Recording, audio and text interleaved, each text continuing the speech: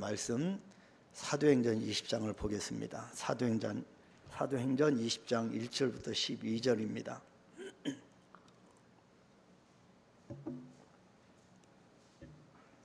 사도행전 20장 1절로 12절 말씀.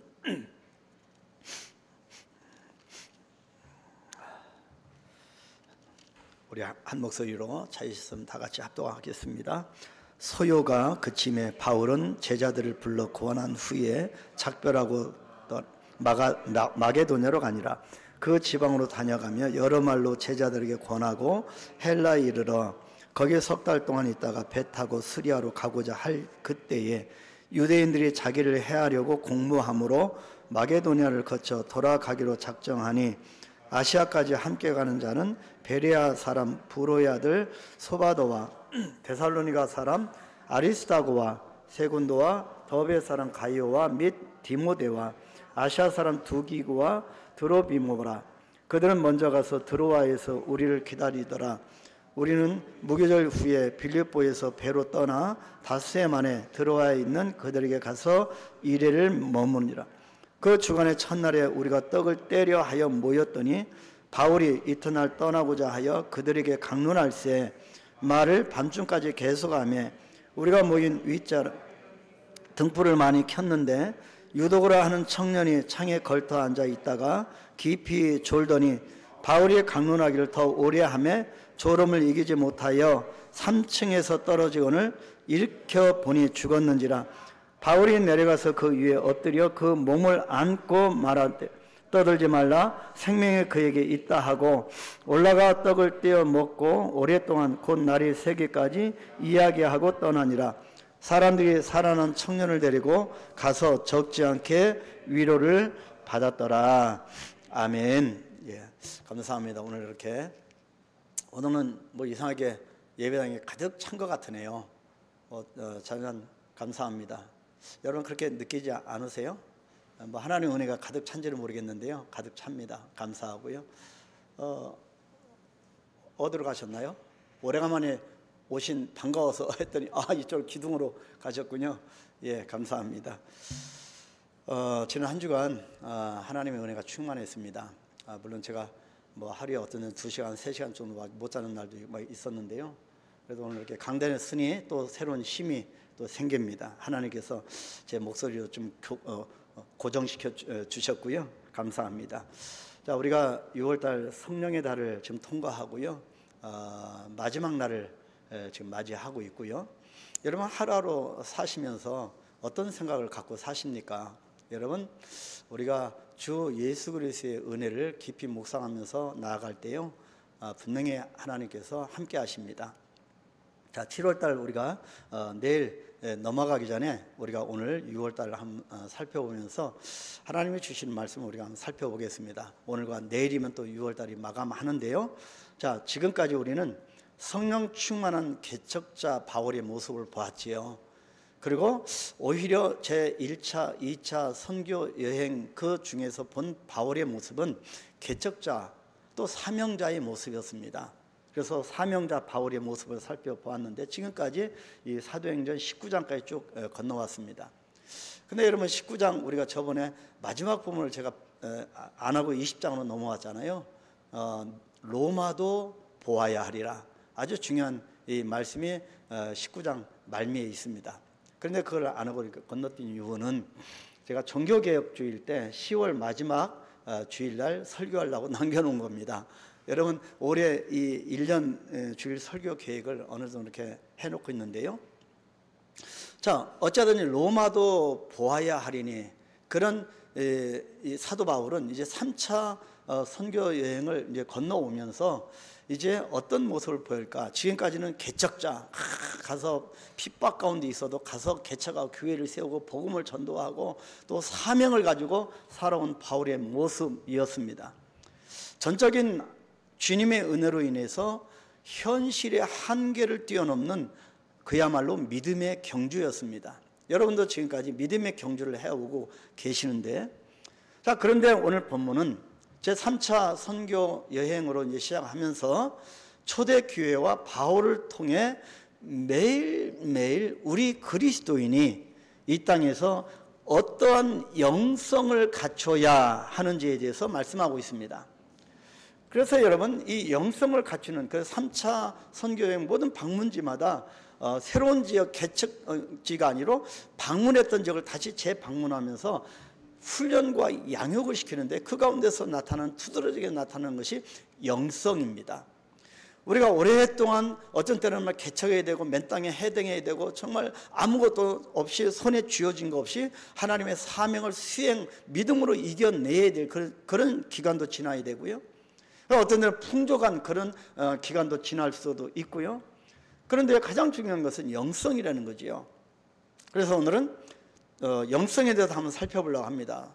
삶의 현장, 특별히 우리가 예배 드릴 이 주일날 예배만이 아니라 우리 나머지 일상생활 가운데서 삶의 현장 속에서 그리스도인은 어떤 모습의 사람이어야 하는지를 얘기하고 있는 겁니다. 오늘 본문 말씀이. 자, 성경 속의 인물들이 그래했듯이 그리스도인은 이 세상 속에서 또 그 가운데 부딪히는 사건 앞에서 영성이 발휘되어야 함을 보여주고 있는 것입니다. 이것이 초대교회 때부터 믿음의 선배들이 갖춘 영성의 모습임을 강조하고 있습니다. 그래서 우리는 스스로에게 질문해 봐야 합니다. 내 영성이 발휘되지 못하는 영역의 그 부분이 어느 부분일까? 예수님께서 침묵하시는 내 삶의 영역은 어디일까? 예수님을 침묵하게 만들어버리는, 여기는 노타치, 예수님이 들어올 수 없는 공간, 나만의 공간으로 그렇게 말씀과 믿음과 상관없이 살아가는 그 영역은 또 어디일까?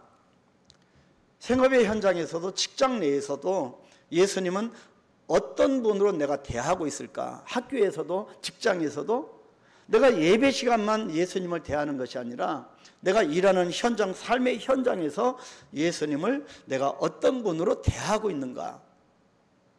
모든 관계에서 예수님은 나에게 어떤 존재이실까? 내 성품을 통해서 내 언어와 생각과 나의 삶의 태도를 통해서 정말 예수님을 드러내고 있는가입니다. 진정한 영성은 내 성품과 삶의 모든 영역에서 예수님을 높이는 것입니다. 내가 돈 버는 목적도 그렇고 사업하는 목적도, 공부하는 목적도, 내가 먹는 그 목적까지도 오직 예수님을 높이는 것, 이것이 진정한 영성입니다.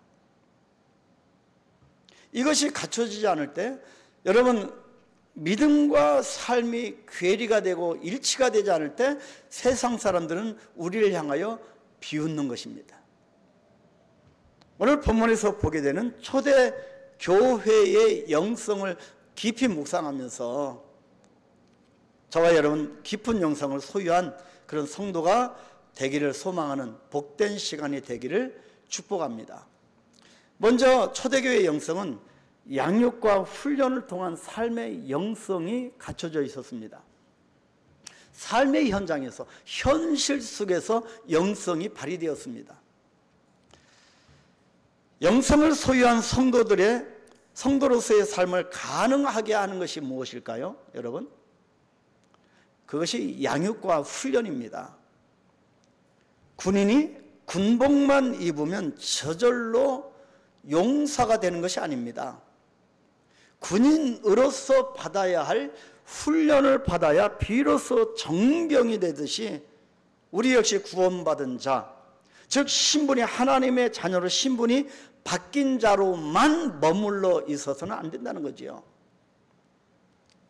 사탄의 지배에서 하나님의 자녀가 되었다면, 예수 믿는 자가 되었다면 만군의 여호와의 하나님의 자녀답게 생각하고 말하고 행동하는 그 신분에 따른 삶의 변화가 있도록 훈련과 양육을 받아야 한다는 거지요. 그런데 대부분 훈련과 양육을 받기를 좀 꺼려합니다. 그냥 예수만 믿고 예배만 드리면 되지, 그렇게 흘러가는 거죠. 그래서 영성을 놓치는 겁니다. 여러분, 훈련과 양육을 받아야 그때 인생의 눈이 떠지고 성숙해집니다. 여러분, 수예배, 금요기도회, 여러분 수예배는 지금 로마서를 보고 있고요, 금요기도회는 지금 또 이사야를 시작했습니다. 여러분, 그 시간을 좀 내십시오, 오십시오. 여러분, 삶 가운데 공허하고 뭔가 두려움이 몰려오고 뭔가 풀리지 않는다고 느껴질 때는요, 하나님께로 나오셔야 합니다. 여러분, 주일날만 여러분 보기를 원하지 않습니다.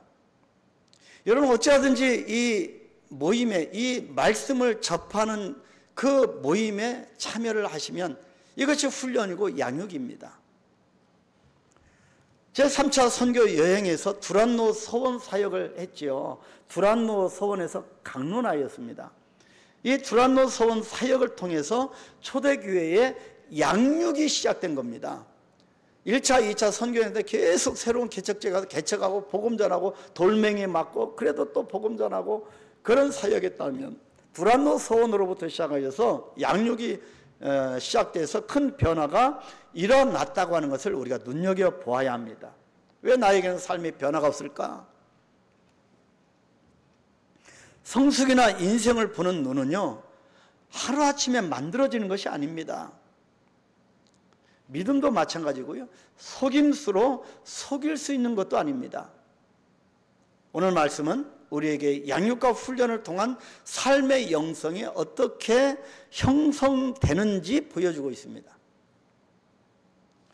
자, 에베소 사역을 마친 바울이 예루살렘을 거쳐서 로마로 가기 전에 마게도냐와 아가야 지방을 순방하면서 전도하는 내용이 사도행전 20장입니다. 자, 그래서 오늘 사도행전 20장 말씀이 이렇게 시작합니다. 1절, 2절 말씀 같이 읽겠습니다. 소요가 그침에 바울은 제자들을 불러 권한 후에 작별하고 떠나 마게도냐로 가니라. 그 지방으로 다녀가며 여러 말로 제자들에게 권하고 헬라에 이르러. 여러분, 여기서 중요한 단어 여러분 발견하셨습니까? 자, 여기서 헬라는요, 아가야의 수도였던 고린도를 의미합니다. 바울이 이곳에서 다시 3개월 정도 머물면서 교회를 세우고 성도들을 양육했습니다. 그런데요, 우리가 이 구절에서 반복되는 단어를 중요한 단어를 발견할 수 있는데, 이것이 제3차 선교 여행의 키포인트였습니다. 자, 1차, 2차 선교 여행 때는 바울에게서 보지 못했던 단어입니다. 바로 여기에 권하다입니다. 제자를 불러 권한 후에, 자, 여러 말로 제자들에게 권하고, 권하다, 이것은 격려하다, 권면하다, 그 뜻입니다. 3차 선교 여행의 목적이 무엇인지를 정확하게 이해할 수 있는 단어입니다. 3차 선교 여행은요, 다시 재방문하면서 사람들을 권면하고 권하고 또 위로하고 격려한 사역이었습니다. 그래서 제3차 선교여행은 격려의 사역을 통해서 삶 속에서 영성이 예수 그리스도가 드러나도록 끊임없이 양육과 훈련을 했던 것입니다. 우리 새신자 교육 여러분 성실하게 받으시기 바랍니다.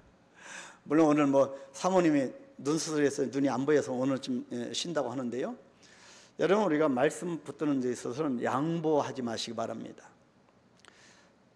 자, 두 번째 보면, 그렇다면 끊임없는 훈련과 양육이 초대교회의 영성을 가져다 주었는데, 두 번째는 그렇다면 이 성공적인 양육의 필요 충분 조건이 무엇일까?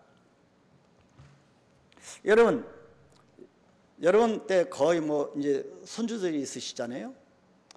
여러분, 아기를 낳는 것보다 더 중요한 일이 뭘까요? 아기를 키우는 겁니다. 그죠?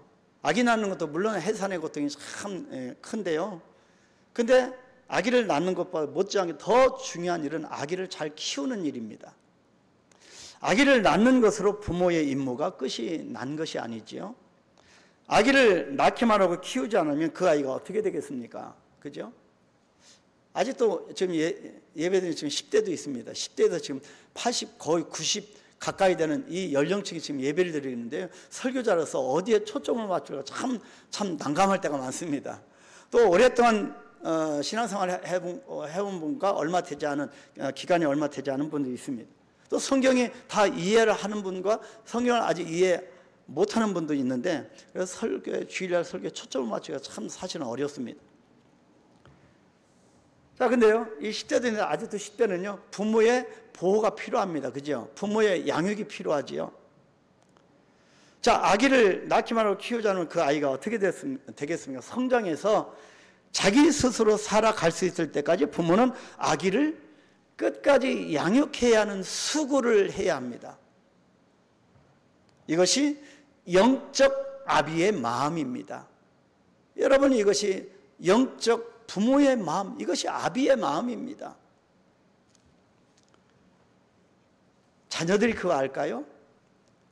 알 때쯤 되면 우리 아빠 돌아가신 몇 주기 기념 모일 때 그때 아버지가 그리워 이미 지나가는 거지요. 이것이 영적 아비의 마음이지요. 고린도전서 4장 15절에 그리스도 안에서 1만 스승이 있으되 아버지는 많지 아니하니 그리스도 예수 안에서 내가 복음으로써 너희를 낳았음이라. 이거 영적 아비의 마음입니다. 갈라디아서 4장 19절 같이 읽습니다. 나의 자녀들아 너희 속에 그리스도의 형상을 이루기까지 다시 너희를 위하여 해산하는 수고를 하노니. 해산하는 수고, 영적 아비입니다. 갈라디아서 안 넘겨주시네요. 갈라디아서 없어요? 방송실에 요즘 사모님이 눈에 뵈는 게 없어갖고 지금 사람이 또 교체되니까 좀 그런 것 같습니다. 여러분, 여기서 저는 지난 시간도 수요예배 때 계속 이 한국교회의 이 트렌드에 대해서 우리가 계속 통계를 봤잖아요. 현 시대의 트렌드와 현 시대의 교회의 강점을 살리기 위해서는 어떤 것이 중요한가? 바로 그것이 소그룹이었습니다. 현 시대는 소그룹을 아주 잘하는 교회가 강점이 있습니다. 그래서 셀그룹에 이걸 적용을 한다면, 여러분, 셀그룹의 본질이 무엇일까요? 셀그룹의 본질은요, 같이 모여서 한탄하고 그냥 다른 사람 얘기하고 그런 시간이 아닙니다. 바로 셀그룹의 본질은 양육입니다. 양육. 셀그룹 안에서 서로 배우고요, 기도해 주고요, 격려가 있고 서로 도전받는 양육이 일어나야 하는 겁니다. 설교를 통하여 우리가 매일매일 우리가 복 있는 사람을 보니까 그걸 통하여 은혜 받은 것 서로 나누면서 바로 하나님의 말씀으로 양육이 일어나는 곳, 그것이 셀그룹입니다. 양육이 한 사람의 성장과 그리스도인의 성장에 이렇게 중요하다면, 양육이 성공적으로 이루어지기 위해서는 세 가지의 필요 충분 조건이 꼭 필요합니다. 갖춰져야 합니다. 자, 첫 번째, 무엇으로 양육받아야 하는가입니다. 무엇으로 양육받아야 하는가? 양육의 재료가 무엇이냐입니다. 양육의 재료, 뭘 가지고 양육할 것인가? 세상적인 정보나 자기 자신의 경험이 아니지요. 말씀으로 양육받아야 하는 겁니다. 셀장도 그렇고 셀원도 그렇고 철저하게 말씀 중심으로 가야 합니다. 말씀이 사람을 살리기 때문입니다. 말씀으로 격려받고 말씀으로 힘을 받아야 하는 거지요. 여러분, 사람으로부터 그렇게 위로를 받아도 위로가 안 될 그런 고충이 몰려올 때도 있습니다. 그럴 때 어떻게 우리가 힘을 받습니까? 하나님의 말씀입니다. 그래서 디모데전서 3장 15절, 또 어려서부터 성경을 알았나니 성경은 능히 너로 하여금 그리스도 예수 안에 있는 믿음으로 말미암아 구원에 이르는 지혜가 있게 하느니라. 처음을 무엇으로 시작했느냐가 그 사람의 평생 신앙생활을 좌우할 정도로 매우 중요합니다. 여러분, 무엇으로 계속 신앙생활을 유지하십니까? 말씀입니다. 말씀 묵상은 모든 양육의 기초입니다. 여러분, 성경책을 집에 그냥 쌓아놓고 먼지 않게 하지 마시길 바랍니다. 말씀을 묵상해야 맑아지고요, 사람이 순수해집니다. 모든 염려와 두려움과 상처와 낙심에서 벗어날 수가 있습니다. 말씀으로 양육받기를 축복합니다. 두 번째는 어떻게 양육받아야 하는가? 성공적인 양육의 두 번째 필요 충분 조건은 어떻게 양육받는, 다시 말하면 어떤 분위기에서 양육받아야 하는가입니다. 어떤 분위기? 무엇이든지 분위기가 참 중요합니다. 이런 분위기 파악을 못한다고 얘기 있잖아요. 분위기가 참 중요합니다. 지혜로운 엄마는 아기에게 젖을 물릴 때 젖과 함께 영적인 감성도 함께 먹여야 한다는 사실을 압니다. 이것이 영성을 갖춘 크리스찬 엄마입니다. 그러면 젖을 먹으면서 아기는 엄마를 계속 응시하게 되고요, 젖만 먹는 것이 아니지요. 엄마의 심장 박동 소리를 듣고 그 차분하고 온화하고 정말 은혜 충만한 심장 박동 소리를 듣고 엄마의 마음을, 주님을 향한 뜨거운 그런 열망을 품고 있는 엄마의 마음을 느끼게 되는 겁니다. 우리가 자녀에게 젖만 잘 먹이고 먹을 것만 잘 먹여서 되는 것이 아니라는 거지요. 영성을 갖춘 부모가 되어야 합니다. 그래서 교회의 영적 분위기는 한 사람의 신앙에 절대적인 영향을 끼칩니다. 여러분, 분위기가 좋은 가정에 가면 금방 알 수 있습니다. 그 가정의 분위기를 보면 금방 알 수 있습니다. 자녀들의 표정만 봐도 금방 알 수 있습니다. 부모가 어떤 영성을 소유하고 있는가를 알 수 있습니다. 좋은 부부란 좋은 분위기가 있기 마련입니다. 아이들은 분위기를 보고 분위기를 느끼며 자랍니다. 여러분, 우리 한강교회도 마찬가지입니다. 어떻게 양육받아야 하는가? 어떤 분위기로 양육받아야 하는가? 여러분, 우리 한강교회 분위기를 한번 살펴보십시오. 바꿀 필요가 있을까요? 바꿔야 합니다. 좋은 교회란 영적 분위기가 따뜻한 교회입니다. 예배하는 분위기죠. 기도하는 분위기입니다. 격려하는 분위기고 신뢰해 주는 분위기. 한강교회 처음으로 온 분들에게 정말 따뜻하고 정말 신앙으로 기도하는 분위기, 또 자꾸 믿어주고 그렇게 하는 따뜻한 분위기, 이런 좋은 분위기에서 양육받아야 하는 거지요. 이런 분위기가 삶으로 드러난 것이 초대교회의 영성이었습니다. 자, 세 번째 필요 충분 조건은요, 무엇을 갖춰야 하냐면 양육하거나 양육받고 있는가입니다. 신앙생활은 어떤 형태로든 양육하거나 양육받거나 두 가지 중에 하나가 일어나야 합니다. 여러분은 어떠신가요? 여러분 양육받고 계신가요?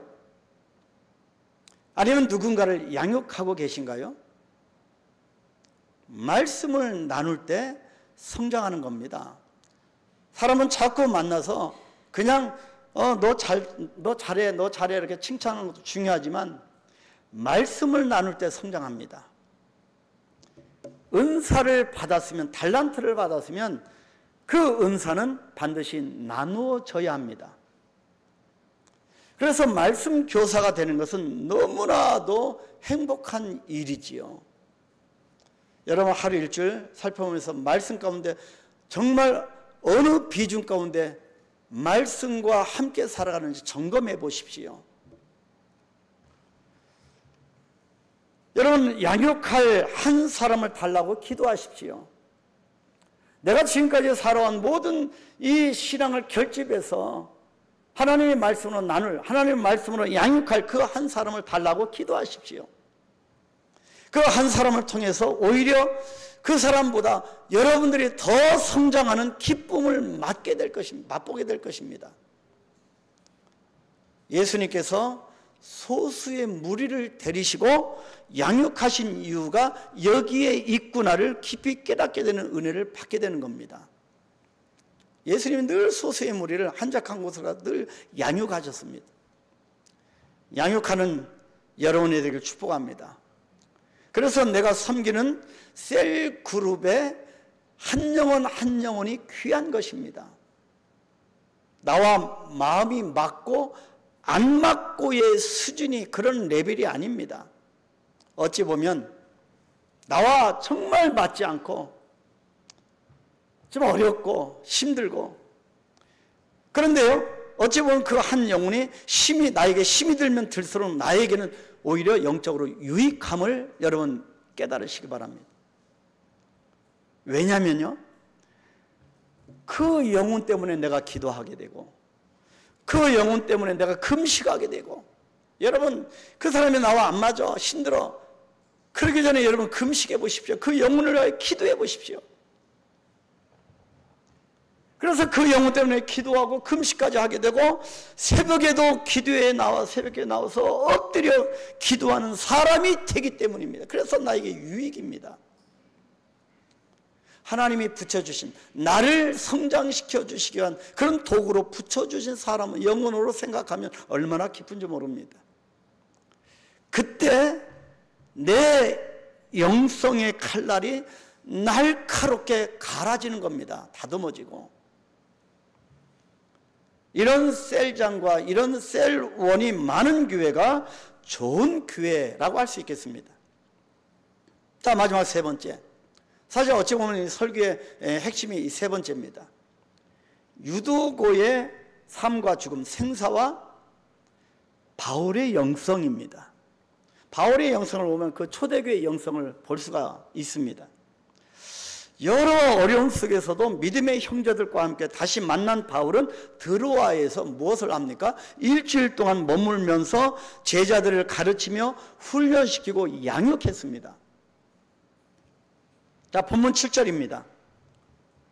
그 주간의 첫날에 우리가 떡을 떼려 하여 모였더니 바울이 이튿날 떠나고자 하여 그들에게 강론할세 말을 밤중까지 계속하매. 이것은 초대교회 때에 있었던 예배의 모습입니다. 여기서 그 주간의 첫날은 안식 후 첫날이란 뜻입니다. 다시 말해서 지금 주일 예배입니다. 이미 그때부터 주일을 지키고 있음을 알 수가 있는데, 한 가지 초대교회 예배에 특이한 점이 있습니다.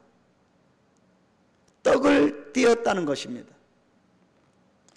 여러분 7월달, 이제 내일 모레 7월달에는 여러분 7월달은 코이노니아, 친교입니다. 하나님과 사람과의 친교, 소통, 교통. 떡을 띄었다라고 하는 것이 초대교회 예배의 특징이었습니다. 우리 좀 추우신가요? 그러면 뭐 에어컨을 끄셔도 되지 않을까요? 예. 막 이렇게 하시는 거 보니까 추우신 것 같아요. 근데 유나는 덥지. 차이가 좀 있을 거예요. 그죠? 예. 다음부터 에어컨이 있으면 좀 더운 분은 에어컨이 오는 쪽으로 앉고, 좀 힘든 분은 좀 에어컨 피웠다 다른 데 앉고 그러시면 되겠습니다. 예.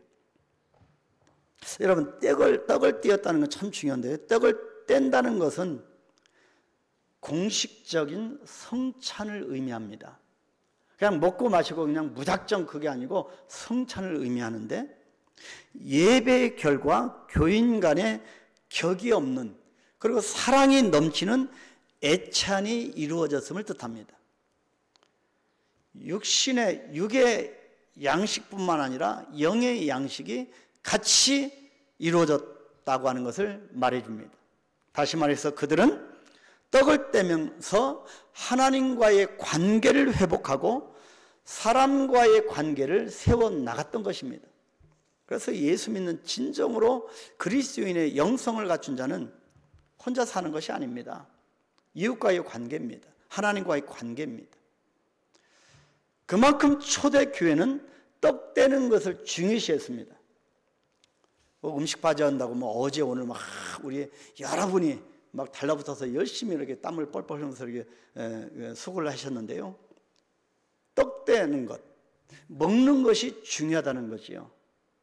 같이 먹는 것은요, 그래서 관계의 열쇠입니다. 왜 관계의 열쇠가 먹는 것일까? 관계가 안 좋게 되면 어떤 일이 일어납니까? 서로 식사하는 자리를 피합니다. 같이 밥을 안 먹으려고 하죠. 그래서 어디에서 식사를 한다고 하면, 오라고 하면 꼭 물어보는 것이 뭡니까? 누가 나와? 누구랑 같이 먹냐고 물어봅니다. 참 우리는 사이가, 이 관계가 힘든 사람하고 밥 먹는 것을 정말 힘들어하는 민족인 것 같습니다. 그런데 초대교회는 이런 우리들 먹는 것에 집중하게 합니다. 함께 먹는 것에 비밀이 있기 때문이지요. 자, 우리 조상들도 이 비밀을 안 것, 예수님을 몰란 우리 조상도 이 비밀을 알고 뭐라고 합니까? 잘 먹고 죽은 귀신은 때깔도 좋다. 먹는 것이 이렇게 중요하다는 거지요. 서로 잘 먹어야 풀립니다. 그럼 교회는 먹는 곳입니까? 먹는 곳입니다. 영의 양식도 먹고 육의 양식도 먹는 곳입니다. 그래서 오늘 여러분 마음껏 드십시오. 마음껏 드십시오. 여러분 가만히 보면 여러 유형들이 있는데 어떤 분을 보면 다른 사람을 잘 먹이는 분들이 있습니다. 참 귀한 거지요. 전쟁에서도 작전에 실패한 장수는 용서를 받아도 배식에 실패한 장수는 용서 못한다고 하는 이유가 여기 있습니다. 오늘 바자회 가면서 비빔밥 배식 잘 하시길 바랍니다. 가정에서도 아내가 일단 잘 먹이는 가정은 사랑받는 가정입니다. 아빠나 아이들도 일단 잘 먹여야 조용합니다. 어떤 모임도 마찬가지입니다. 잘 먹여야 조용합니다. 교회도 마찬가지고요. 말씀을 잘 먹은 교회는 때깔이 다릅니다. 그래서 영의 양식과 우리가 이 먹는데 여러분 신경을 많이 쓰셔야 합니다. 말씀을 받아야 합니다. 그래서 이 떡을 떼는 이 성찬하는 일이 구체적으로 이루어진 것이 어디입니까? 바로 셀그룹입니다. 소그룹입니다. 이 셀그룹에서 떡 떼는 일, 이 애찬이 이루어져야 합니다. 말씀이 나눠져야 되고요. 먹는 일 가운데도 영성이 드러나기 때문입니다. 떡을 떼는 교제 외에도 초대교회의 영성은 예배에 있었습니다. 여러분 그래서 주방에도요 영성이 있는 겁니다. 영성을 갖춘 자가 음식을 하는 것과 그렇지 않은 사람이 음식을 주면 전혀 다릅니다. 자, 또 영성은 예배에 있었는데 초대교회 예배는 시간 제한이 없었던 것 같습니다. 그만큼 예배가 소중했던 거지요. 본문 7절 하반절에 보니까 다시 보면 그들에게 강론할세 말을 밤중까지 계속하며 그렇게 기록합니다. 설교 시간이 한밤중까지 계속되었다고 하네요. 여러분 저번에 선교대 때 여러분 들으셨죠? 우리는 어디 탄자니아인가요? 이 아프리카. 우리는 4시간 예배 드립니다. 몽골도요 초창기에 3시간 반 예배 드렸습니다. 여러분 한밤중까지 설교가 계속됐대요. 오늘 한밤중까지 제가 설교를 계속 한번 해볼까요? 아마 여기 남아 계실 분은 안 계실 것 같아요. 우리 한강교회 담임 목사가 바울이 아닌 것을 감사하시기 바랍니다. 바울은 한밤중까지 설교했답니다. 제가 바울이 아닌 것에 여러분 정말 감사하셔야 됩니다. 그런데 어떤 일이 일어났다고 합니까? 설교를 듣던 유도고라는 청년이 떨어져서 죽은 겁니다. 본문 8절과 9절 우리가 모인 윗다락에 등불을 많이 켰는데 유도고 하는 청년의 창에 걸터 앉아 있다가 깊이 졸더니 바울이 강론하기를 더 오래 하매 졸음을 이기지 못하여 3층에서 떨어지거늘 일으켜보니 죽었는지라. 분명히 죽었다고 기록합니다. 자, 초대교회의 영성이 어떻게 발휘될까요? 바울의 영성을 어디서 볼 수 있을까요? 유도고가 3층 다락방에 있는 좀 큰 집에 가서 예배에 참석했는데 3층까지 걸터 앉은 것을 보면 사람들이 용신을 할 수 없을 정도로 엄청 많아서, 너무 많아서 비집고 들어가서 3층까지 걸터 앉은 것으로 생각되어집니다. 그렇다면 그 모습을 볼 때 초대교회 이 예배 모습이 어땠을까요? 그 열기가 대단했을 겁니다. 그죠? 밤새도록, 밤이 맞도록 강론하고 있는데 사람들이 3층까지 이렇게 누각에 걸터 앉을 정도로. 여러분, 초창기 선교지에 보니까요, 이번에 4월달에 30주년 된 그 교회, 맨 처음에 개척한 아령무르 교회가요, 여러분, 사람들이 창문 안으로 들어오면 60명 앉으면 가득 차고 사람이 앉아야 되는데요, 그 밖에, 창문 밖에까지 무슨 얘기하나 막 듣는 겁니다. 창문에 걸터 앉고 사람들 가고 밖에도 듣고요. 그래서 120명이 넘어가고, 그래서 돈이 없지만 하나님께서 우리에게 강력하게 마음을 주셔서 건축하게 하셨잖아요. 그러니까 하나님이 뭐라 하시는 거예요? 그 현지인들이 이틀 동안 밥 한 끼도 못 먹는 그 정말 극빈자 마을이었는데, 여러분, 그들이 금식하는 겁니다. 이틀에 한번 빵 쪼가리를 먹으려면 그것도 금식하고 헌금하는 겁니다. 하나님이 역사 안 하시겠어요? 지나가던 사람이 전혀 모르는 사람도 헌금하고 하고, 이제 그런 역사가 있는 거예요. 자주간 어찌됐든지 간에 그렇게 사람들이 걸터 앉고 그렇게 하는 겁니다. 그 예배의 열기는 다릅니다. 그렇게 시간 가는 줄 모르고 계속 가르치다 보니 한밤중까지 된 겁니다. 본문에 유도고가 조는 것에 대해서 특별한 다른 언급이 없는 것을 보면 당시에 초대교회에 예배에서 조는 일이 그렇게 이상한 일은 아니었던 것 같습니다. 그래서 여러분이 이 말씀을 볼 때 예배 시간에 졸 수도 있다. 할렐루야. 그렇죠? 자, 그렇기 때문에 여러분, 혹시 배우자가 예배 시간에 졸아도 그렇게 졸 거면 뭐로 나와요? 왜 나와요? 그렇게 하지 마시기 바랍니다. 여보, 졸더라도 나갑시다. 우리 교회는 3층이 아니니까 졸아도 떨어 죽을 염려는 없어요. 그죠? 그렇게 격려하고 예배 자리로 데리고 나오십시오. 그런데요, 이렇게 아멘이 나오잖아요. 우리 교회는 떨어져 죽을 염려 없어요. 그런데 여러분, 특별히 이 말씀은 저에게도 위로가 됩니다. 사도 바울의 설교를 듣다가도 조는 사람이 있는데, 제가 설교할 때 조는 사람으로 인해서 제가 낙심할 이유는 전혀 없다는 겁니다. 사도 바울 같은 사람이 설교하는데도 조는데, 제가 설교하는데 조라도 뭐 제가 낙심할 필요가 없겠지요. 할렐루야.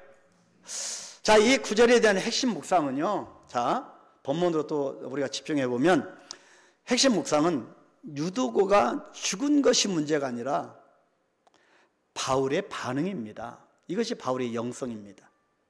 본문 10절 다 같이 읽겠습니다. 바울이 내려가서 그 위에 엎드려 그 몸을 안고 말하되 떠들지 말라, 생명이 그에게 있다 하고. 여러분, 그 위에 엎드려 뭐라고 합니까? 생명이, 죽었다라 했는데 생명이 그에게 있다고 바울이 말을 합니다. 마치 이 기도는, 그리고 온몸을 덮어서 기도하는데, 이 기도는요, 여러분 많이 본 기도죠. 간절하게 3년 6개월 동안 비가 안 오는 그 갈멜산에서 홀로 기도하는, 비가 오기를 위해서 머리를 무릎 사이에 대고서 넣고서 간절히 기도하는 엘리야의 모습이 생각이 납니다. 이것은 소위 품위가 있는 그런 기도의 모습과는 다릅니다.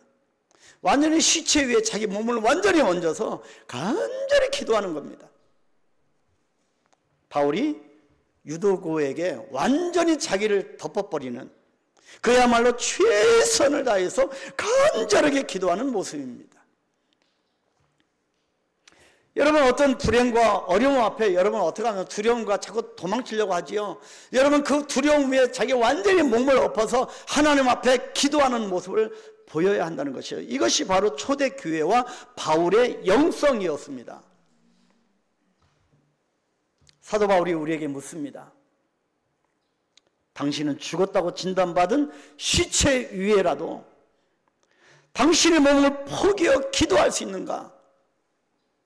이것이 유도고에 대한 바울의 최선의 반응이었고 영성이었습니다. 여러분이 이 시체를 보면서 사도 바울도 얼마나 당황했을까요? 저와 여러분 같으면 이와 같은 상황 속에서 어떻게 하시겠습니까? 그러나 바울은 이렇게 말합니다. 소란을 피우지 말라. 수군거리지 말라. 떠들지 말라. 너 스스로 문제를 만들지 말라. 위축되지 말라. 이 상황 속에서도 바울은 유도고에게 생명이 있음을 믿음으로 고백한 겁니다. 이런 영성을 이 시대에 우리가 가져야 하지 않을까? 더 기도에 집중하고 말씀 붙들고 전혀 끝났다라고 생각하는 그 순간까지라도 온 몸을 엎어서 기도하는 그 영성을 소유해야 하지 않겠는가? 그 이후에 어떤 일이 일어났을까요? 다 같이 본문 11절 12절 같이 읽겠습니다. 올라가 떡을 떼어 먹고 오랫동안 곧 날이 새기까지 이야기하고 떠나니라. 사람들이 살아난 청년을 데리고 가서 적지 않게 위로를 받았더라. 유도고가 살아난 겁니다. 하나님의 기적이 일어났습니다. 하나님의 능력이 일어난 겁니다. 다행이다 라고 하는 이름의 뜻대로, 유도고의 이름의 뜻은 다행이다는 뜻입니다. 그 이름의 뜻대로 이 유도고가 다행스럽게 다시 살아났고, 이 사건은 초대교회의 공동체에 엄청난 위로와 기쁨을 가져다 주었다고 본문이 기록하고 있습니다. 우리 한강교회도 이 불행과 이 어려움과 난관이 사라지고 우리에게 다시 일어난 이 사명의식을 가지고, 영성을 가지고 우리 한강교회가 뛰어 걸어서서 걸으며 여호와를 찬미하고 영광을 올려드리게 되기를 축복합니다. 여러분 가정도 마찬가지고 유도고처럼 완전히 거꾸러진 상태에서 다시 일어나며 생명이 다시 불어 넣어주며 하나님의 기적의 역사가 나타나기를 축복합니다. 이것이 우리가 갖춰야 될 영성입니다. 사람들은 다시 떡을 떼어 먹게 되었고 밤이 새도록 오랫동안 교제를 나누게 된 계기가 되었습니다. 셀그룹에서 7월달도 코이노니아 친교의 달이기 때문에 여러분 정말 하나님의 말씀으로 떡을 떼며 이런 영성을 갖춰가는 저와 여러분이 되기를 축복합니다. 이것은 그저 우연히 일어난 기적이 아닙니다. 바울이 현실에서 할 수 있는 최선의 모습을 그의 기도에서 보여주었고요, 밤이 맞도록 말씀을 전하였고 결코 포기하지 않고 기적의 현장으로 예수님을 초청한 것, 이것이 바울의 영성이었습니다. 여러분, 죽은 유도고를 바울이 살렸습니까? 아닙니다. 예수님을 초청한 겁니다. 예수님의 능력을 초청한 겁니다. 이것이 바울의 영성이었습니다. 사랑하는 성도 여러분, 닐 도널드 윌시라고 하는 분이 있습니다. 이 윌시라고 하는 분이 쓴 책 중에서 신이 거둘 때 기적이 일어난다, 그 책이 있습니다. 하나님이 거둘 때 기적이 일어난다는 거지요. 우리의 최선은 뭡니까? 자꾸 최선 그러는데 무엇을 위하여 무슨 최선을 해야 할까? 우리의 최선은 우리의 열심과 우리의 몫을 다하는 것이 아닙니다. 내가 하려고 하면 쉽게 지쳐서 쓰러집니다. 시험 들고요. 자, 이것이 나의 그런 열심과 최선이 다라고 하면 그것은 교만입니다. 내가 할 수 있다고 하는 교만입니다. 근데 우리가 할 수 있는 존재입니까? 연약한 존재입니다. 조그마한 어떤 유혹 앞에서 쓰러지는 그런 죄 가운데 나가는 연약한 존재 아니겠습니까? 그래서 교만입니다. 내가 할 수 있다고 하는 것은. 예수님께서 개입하시도록 나를 비워드려야 그것이 비로소 최선이 되는 겁니다. 이것이 바로 초대교회의 영성이었습니다. 예수님을 초대하는 것, 내 삶의 주인으로 초대하는 것, 그래서 주님이 두드러지게 드러나게 하는 것, 주님의 능력이 드러나게 하는 것, 이것이 초대교회의 영성이었고 바울의 영성이었습니다. 여러분의 매일의 삶에 주님을 초청하십시오. 그런 마음으로 기도하십시오. 공부하다가 직장인은 직장 생활 속에서 주님을 초대하십시오. 뭐가 안 풀릴 때, 공부가 안 되고 또 이 생업의 현장에 직장 일이 안 될 때 주님을 초대하십시오. 그리고 기도하십시오. 사람들이 죽었다고 하는 이 유도고에, 실제로 죽은 이 유도고에게 온몸을 덮어서 주님의 개입을 요청하는 바울과 같이 그런 기도를 해보십시오. 주님이 끝이 아니라고 말씀하시면 아직 끝난 것이 아닙니다. 많은 사람이 유도고가 죽었다고 이렇게 보니 죽었더라. 그러나 주님이 아직 끝이 아니라고 하면 우리의 인생은 끝이 아닙니다. 할렐루야. 그래서 바울이 떠들지 마라. 생명이 아직도 저에게 있다. 아직 끝난 것이 아니다. 아직 멸망한 것이 아니다. 주님이 개입하신다. 주님이 함께 하신다. 이런 영성을 갖게 되기를 축복합니다. 갑작스러운 유도고의 죽음 앞에 자신을 온전히 덮어서 기도하는 바울의 이 영성, 그리고 하나님께서 개입하셔서 생명을 불어넣어 살리시는 이 놀라운 결과를 보면서 우리는 초대교회 성도들이 어떤 영성을 갖추게 되었는지를 충분히 짐작할 수가 있습니다. 삶의 현장 속에서 성령 충만한 영성을 매일매일 쌓아가시기를 축복합니다.